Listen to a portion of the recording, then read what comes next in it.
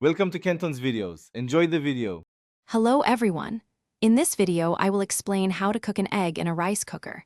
It's a surprisingly simple and hands-free method for perfectly cooked eggs every time.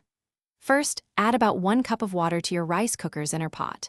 Then, gently place your eggs inside, either directly in the water or on a steaming tray.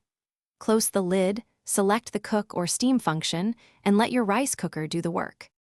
Achieving the perfect soft-boiled egg in your rice cooker is quite easy.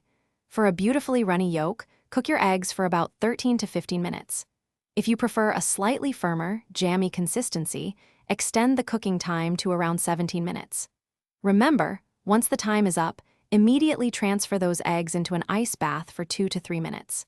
This crucial step halts the cooking, giving you that ideal soft-boiled texture. Making hard-boiled eggs in your rice cooker is just as straightforward.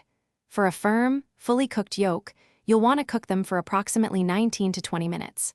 A helpful tip for easier peeling is to add about half a teaspoon of baking soda to the water before cooking.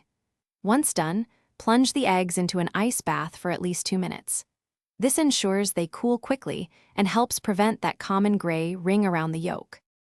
To ensure consistent results, always use a separate kitchen timer, as many rice cookers won't automatically switch off for this method. Cooking times can vary slightly depending on your specific appliance and the size of your eggs, so a little experimentation might be needed.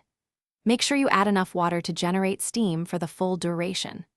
Once cooked, you can store your eggs, peeled or unpeeled, in the refrigerator for up to 1 week. Thanks for watching. Consider subscribing if we helped you.